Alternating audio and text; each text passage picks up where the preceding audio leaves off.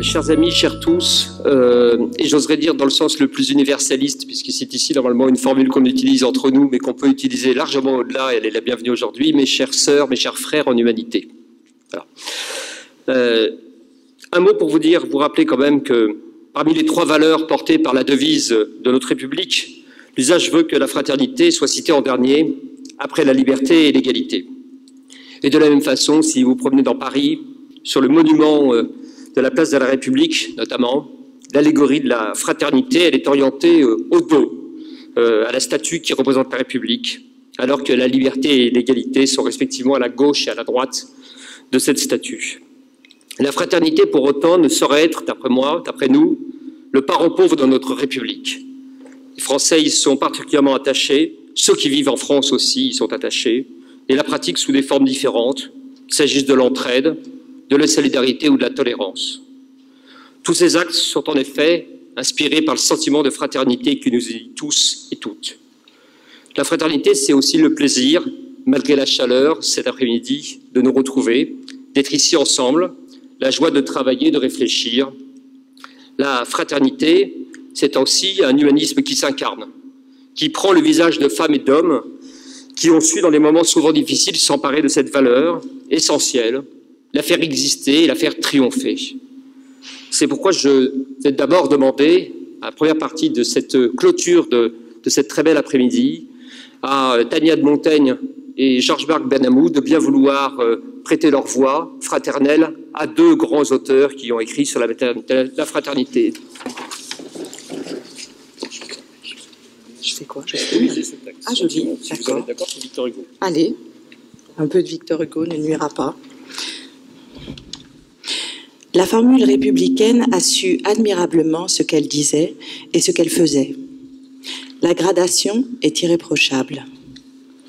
Liberté, égalité, fraternité. Rien à ajouter, rien à retrancher. Ce sont là les trois marches du perron suprême. La liberté, c'est le droit. L'égalité, c'est le fait.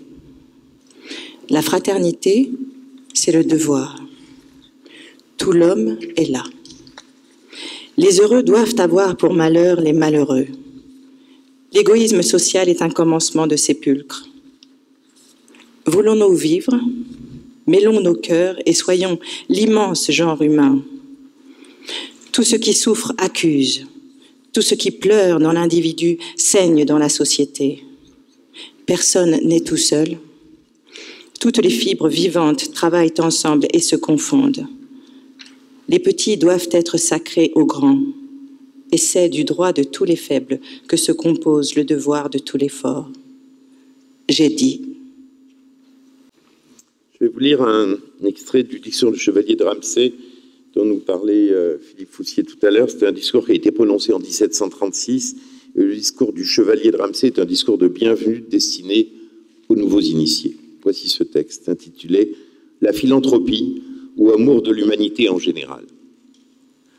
Les hommes ne sont pas distingués essentiellement par la différence des langues qu'ils parlent, des habits qu'ils portent, des pays qu'ils occupent, ni des dignités dont ils sont revêtus.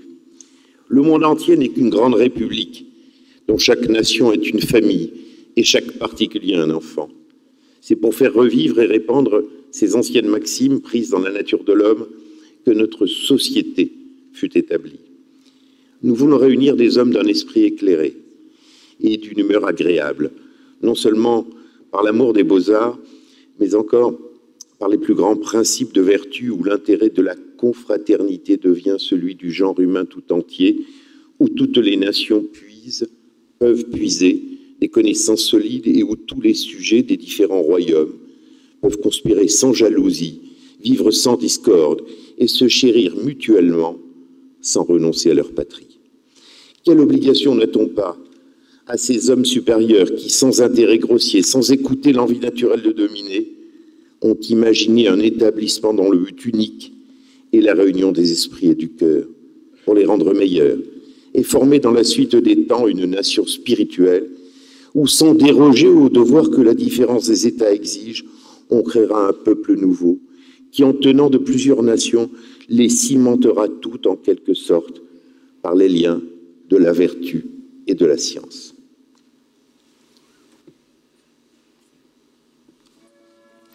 Merci à tous deux.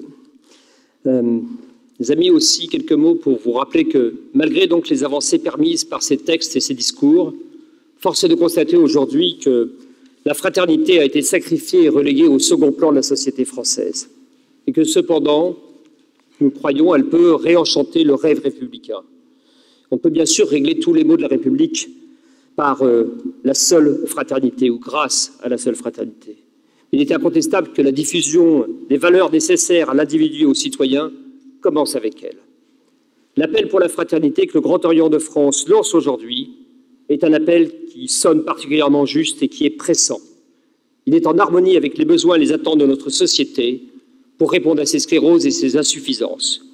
Il nous invite à réagir face au risque d'une dislocation du lien social en redonnant toute son importance au troisième pilier de la République. Cet appel, le voici. La dérive est déjà ancienne. Depuis des années, de glissement en glissement, l'idéologie différentialiste, de droite comme de gauche, se fait entendre. Elle a les honneurs des médias et des tribunes. Elle est même en passe de devenir, devant trop de passivité, l'idéologie dominante.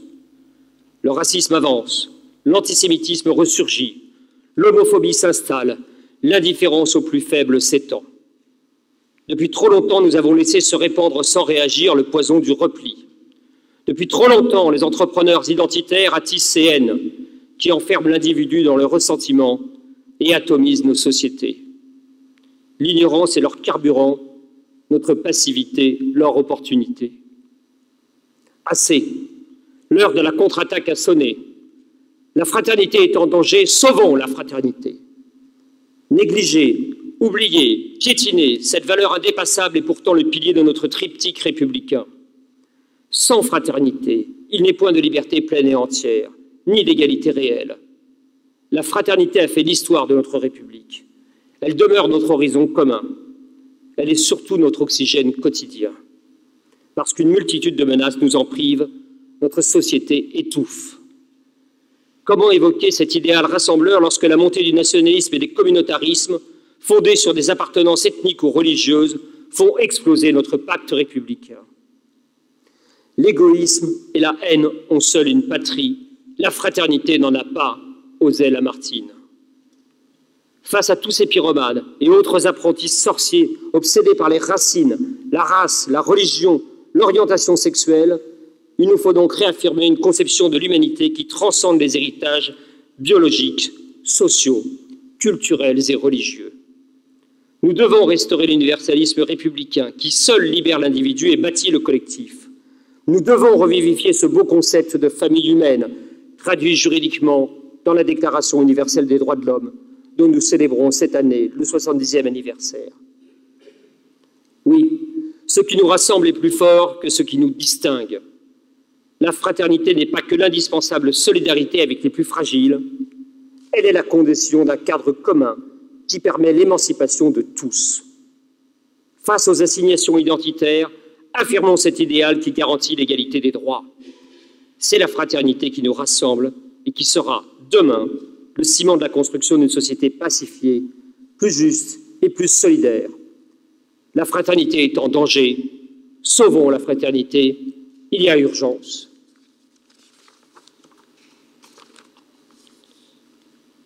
Mes amis, j'ai l'honneur de lire et d'appeler ensuite à venir le signer, de lire les noms des premières personnalités qui se sont engagées à signer cet appel de la fraternité, porté par le Grand Orient de France ce 30 juin 2018.